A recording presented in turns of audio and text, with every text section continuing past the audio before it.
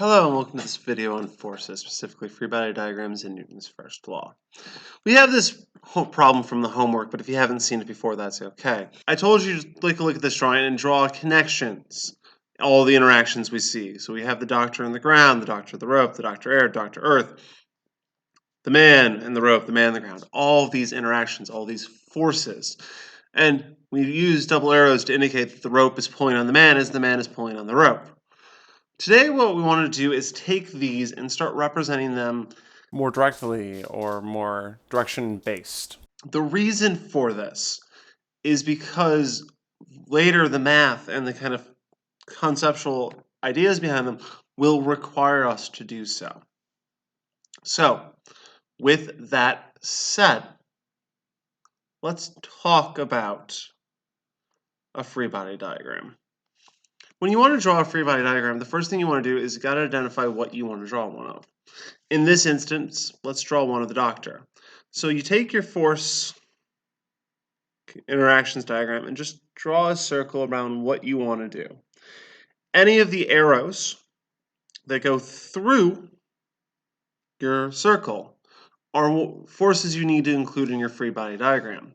If we were to look at a larger system, say the rope and the man, here in blue, any of the arrows that crossed our circle will be forces we need to include in the free body diagram. Any forces internal to the circle don't need to be represented, nor do any of the forces that aren't in the circle. So in this particular case for the blue, we would need this, and this force. We need these 5 forces I just check marked, and then every other single force is irrelevant to our work. If we want to talk about the red one, which is what we're going to do today, the only forces that matter are these 4. These are the only interactions we care about. In order to draw a free body diagram, the first thing you want to do is represent whatever you're looking at as a dot. A single black dot will do. You don't have to get fancy. Some people will draw boxes or the such. The next thing you do is you take a look at the interactions, the forces acting on your person or object of interest, and draw the way that they are acting. So for instance, the Earth is providing a force gravity. It's pulling down. Just because it's going at an angle in this problem doesn't mean it's going at an angle in real life. A drawing just simply be rotated, altering the direction. But the reality of it is gravity is pulling this man down. Likewise, the rope is pulling him to the right. If you don't know the name of the force, the type of the force, we'll do more with that later, but you can just say the force of the rope on the doctor. Okay? I don't care what the doctor is doing to the rope. I care about what's being done to the doctor, and in this case, the rope's pulling him to the right. If I were to cover up this part of the screen here, all I would see is this rope suddenly pulling the doctor that away with no real concern. I also want to talk about this ground force, this air force, but to do that I need to go in slightly more detail. So to start, let's talk about the air. When we talk about forces, we care about the direction, but air is all around us. It's here on his crazy eyeball or cheek, it's here on his arms, it's here on his butt, it's here on his shoulder, it's here on his head, it's here pointing up at his knee, it's here pushing down on his foot. Air is all around us, constantly pushing on us. It is a fact of our life. We're constantly surrounded by it. In fact, our body's so used to it that in order to go into space where there is none of that push on us, we need a spacesuit to keep our body insulated so the internal push that we have outward to compensate the air pushing in doesn't cause us to explode. However, When we talk about a free body diagram, and more specifically when we talk about forces, we care about the direction of this. There's no direction to the air. No unified direction. No singular way it's pushing. At least when an object is standing still. Or in cases where we say the air resistance or the drag is negligible, that means it's so small we can ignore it. We don't care about the force of air. In any of those circumstances, in fact, you don't even need to draw it on your interaction chart. You can, but the force it exerts is negligible, ignorable, or in this case, this man isn't moving. It's going to be balanced all out. So this force here, this arrow here, I don't need to care about, which just leaves the ground. Now, in this particular case, the ground is doing two things. The first is what we call a normal force. Normal is what the N stands for, not natural. You'll typically see this abbreviated as F sub N. A normal force comes from any surface that is touching an object. So in this case, it comes from the ground. And it's always, always, always going to act perpendicular to the surface. So in this case, it's pushing the man up. If you would rather imagine a box, that works too. But it's pushing the man up. If you were, say, standing on a hill, or a box was sitting on a hill, the normal force would still be perpendicular to the surface, it just points this way now. In fact, if you were to have a perfectly vertical surface, like so, with an object pressed against it, the normal force would still be this way. Say with a phone. The normal force is stopping it from going through the surface. It is always perpendicular to the surface.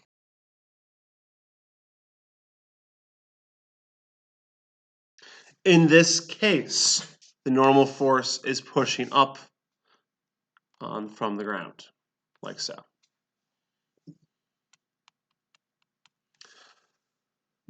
The next thing we need to talk about is friction. Friction is a force that opposes motion. It comes in two forms. The one comes from the air around us when you try to move through the air. That's what we call drag. Typically, the force people mean when you say air resistance or air friction is negligible. Drag is negligible. And that's typically true on the smaller scale. When we start talking about skydiving in actual earnest, which will happen, that won't be so negligible. The second is a surface friction. If you want to feel this, take your hands and rub them together. You push, you feel that catch. That is a surface friction. That is force friction. Frictional forces or force friction are oppositional forces. They oppose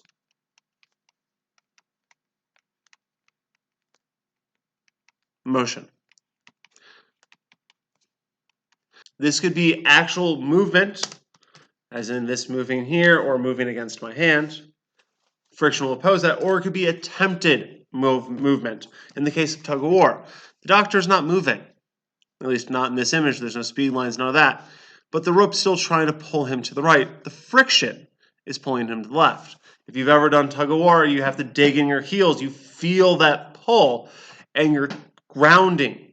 You're digging into the heels. That's what keeps you there. The frictional force the ground is providing you lets you stay in place. In this case, it's going to oppose the rope.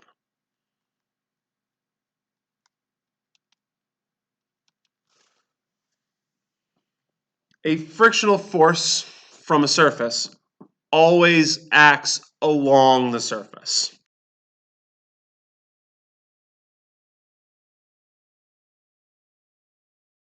So in this case, the doctor is standing on the ground. He's here. Friction is going to go along the surface this way. If you were on a ramp, or a box was on a ramp, the frictional force would go opposite along the ramp. Say the box is going down, the frictional force is going to be going up. If you have a wall, let's say a phone on it, the frictional force is going to go this way. Frictional force is what's keeping this phone in place right now. Or let the frictional force reduce, it starts sliding down the wall. So to summarize really quick, frictional forces are parallel or along the surface. Normal forces are perpendicular.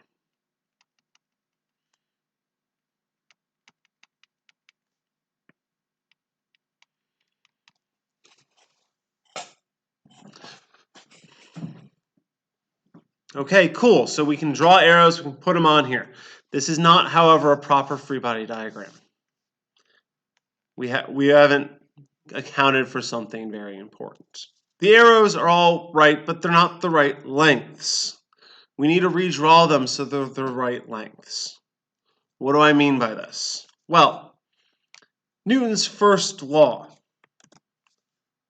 or the law of inertia, states that an object in motion stays in motion, and an object at rest stays at rest unless acted on by an outside force. This is the very technical, accurate, specific, find it on the internet, original statement version. But it's not the one that people understand. This one's kind of confusing. So a simpler way to say it is, an object's velocity is constant as long as the forces acting on it are equal. Or, more accurately, acceleration is zero as long as the forces acting on it are balanced. In fact, that's probably a better word than the equal here. Balanced. A balanced force means that it's opposed by another force. For instance, the rope pulling this way isn't moving the doctor. Even though there's that pull that way, there's an opposition. It is balanced. It is opposed, in this case by the friction. A great way to think about this is have someone grab your arm and then have someone else have your other arm, and both of them pull. You're going to feel the strain. It's going to hurt like crazy. But if they're pulling evenly, if their pull is balanced, you're not going to go anywhere. And that's the idea here. So with that in mind, let's redraw that free body diagram. But this time, let's make the arrows even. Because when a force is balanced, it cancels out. It has to be opposed by an equal force. So in this case, the force of the doctor being pulled on the rope by the rope, or the rope on doctor is typically how that's said, or if you remember the specific type of force, tension, pulls to the right. Friction opposes that and pulls to the left. And when you do this, make sure your arrow is even. I am not the greatest at drawing even arrows, so what I tend to do instead is put little hash marks, like in geometry, to indicate symmetry. Another trick, since I'm drawing digitally, is to cheat. Instead of drawing my arrows like I have, I can draw the line in like so, and then copy it. And that way it's exactly the same. Now the tail of your arrow must touch the circle, must touch the circle, and it must have the head pointing away. This is not just me saying this. For those of you who want to take the AP exam, this is a requirement. And finally, they must be labeled clearly, either with a type of force, friction, tension, gravity, or with a force of rope on doctor. but they have to be clearly and distinctly labeled. The same thing is true for the up-down forces. Much like how with projectiles we have left-right motion or X motion and up-down or Y motion, we're going to have the same thing with forces. In this particular case, the normal force has to balance the gravitational force. Now, what this tells you when you look at this is that the forces are all balanced. They're all canceling each other out. And a cool and kind of quick way to check this is move your vectors around. If I can move my vectors such that when I line them up tip to tail, like so, and add them,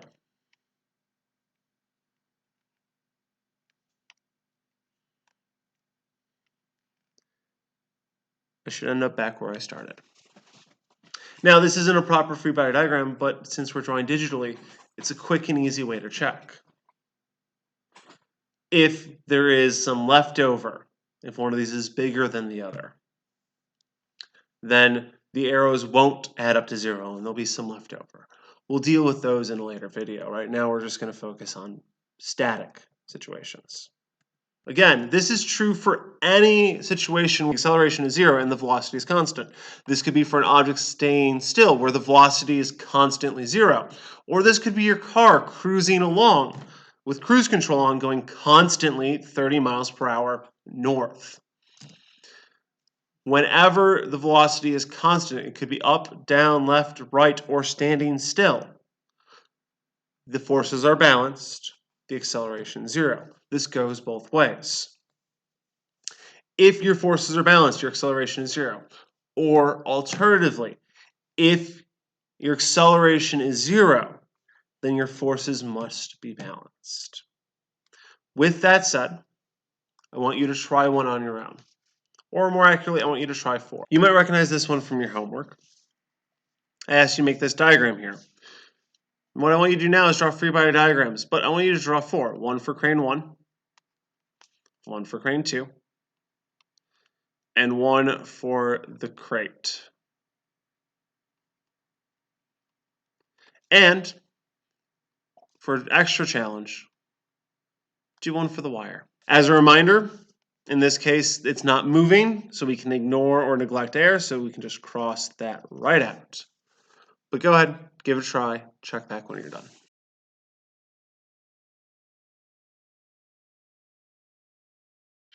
Okay, let's take a look at these answers.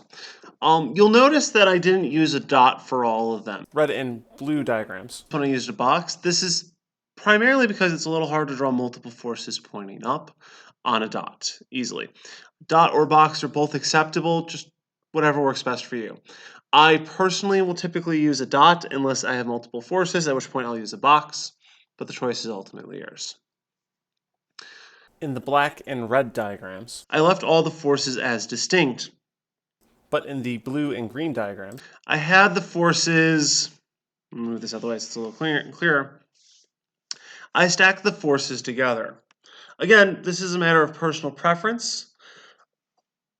The AP exam states that all forces must start on the box. So for the AP exam, the black and red diagrams. However, if you're not taking the AP exam or have trouble understanding, stacking the arrows like in the blue shows that these two clearly cancel out because you can see how they add together to balance the upward force. Either, again, is acceptable if you're not taking the AP exam. If you are taking the AP exam, it has to be like the black or red diagram, with all tails starting on the center of mass representation and the tips pointing away. That said, in this image, all the forces going up should cancel out all the forces going down or balance them to create an overall effect. For crane 1, I have normal force from the ground pushing up and then the tension from the wire and the gravity pulling down. If you don't believe me, if the tension's pulling down, hang something from your finger and then hang a mass. It's going to pull your finger down. Now this, whatever mass you're hanging here, isn't actually touching your finger. It's the string or the wire, or in my case, elastic band, that's applying the force. That is your contact force. And gravity always pulls things towards the Earth. In the red diagram, where we talk about the crate, We have two different tensions, one from this wire, one from this wire. You might, and often will find it helpful to label these as 1 and 2, or distinguish them, A, B. You could even use smiley face star for all I care. But it's useful to tell them apart. 1 and 2 is the more traditional way. For this one, I showed you gravity and tension. Again, for those of you who are taking the AP exam, it should be more like this, with them separated. And then over here, again, if you're taking the AP exam, these should be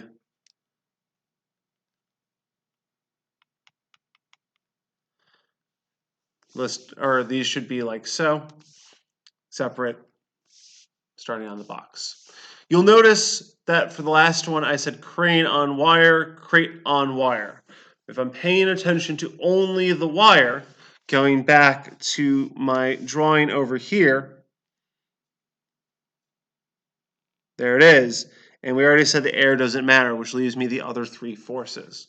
Which way is the box or the crate pulling the wire? Which way is the gravity pulling the wire? This is going the wrong spot here. This should be pointed to the Earth, like so. My mistake. Which way is crane 2 pulling the wire? And that's what you'll have to do. Okay, thanks for watching. Have a good day.